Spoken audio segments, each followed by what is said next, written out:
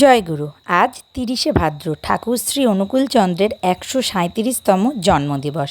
সেই উপলক্ষে আমরা বাড়িতে কি করেছি চলো সেটারই তোমাদের একটা ভিডিও শেয়ার করে নিই।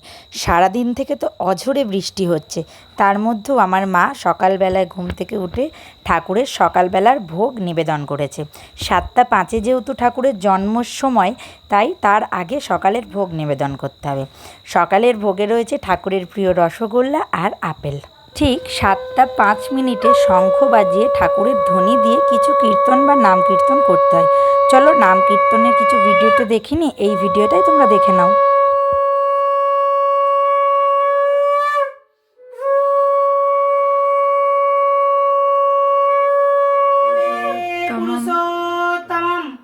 জয় পরম প্রেমময় শ্রী ঠাকুর অনুকূল চন্দ্র জি কি জয়। পরমারাধ্যা জগজ্জননী শ্রী বর্মা কি জয়। পরমারাধ্যা জগজ্জননী শ্রী বর্মা কি। এখন মা ঠাকুরকে আরতি করছে এবং একটি গানও করেছিল, যেটার ভিডিও তুলতে আমি ভুলে গেছি। চলো এরপর কি কি করেছি সেটাও তোমরা দেখে নাও। এবার চলো দুপুরের ভোগে আর বিকালের ভোগে কী দেবো সেটা দেখে নাও। দেখতেই তো পাচ্ছ, এটা আদোসা বা মালপোয়া ভাজা হচ্ছে। এখানে সুজি করে রেখেছি, লুচি ভাজা আছে, আর কয়েকটা আদোসা ভাজা হয়েছে। আর এখানে তালটা মেরে রাখছে তালের বড়া করার জন্য।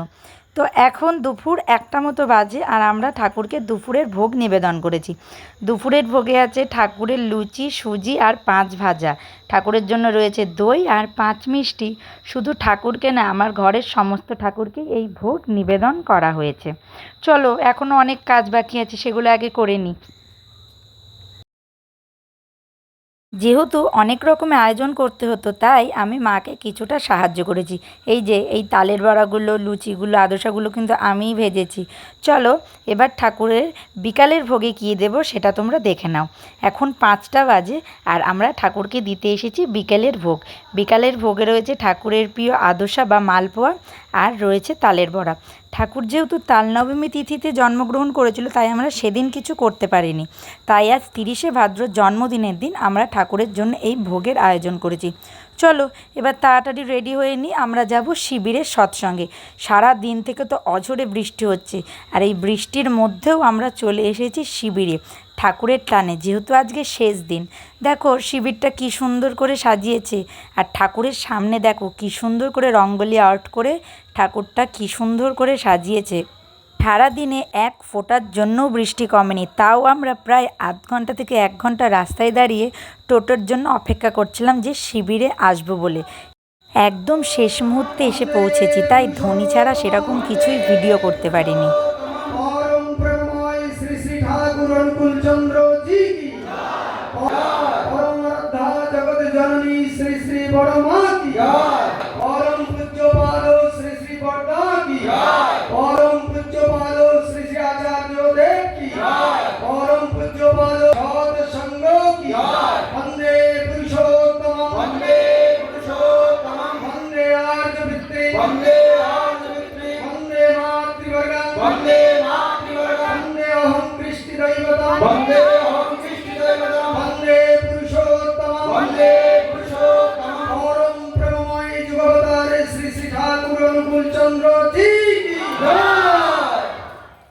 সারাদিনের এত বৃষ্টির পরও যে ঠাকুরের টানে এত মানুষ এসেছে আমাদের ধারণারও বাইরে। আমরা তো ভেবেছিলাম গিয়ে হয়তো কেউই আসবে না, কিন্তু তারপরও এত ভক্ত এসেছে। ঠাকুরের প্রসাদ আনন্দবাজার গ্রহণ করতে বসেছি। ঠাকুরের প্রসাদে রয়েছে খিচুড়ি, চাটনি আর বোঁদে।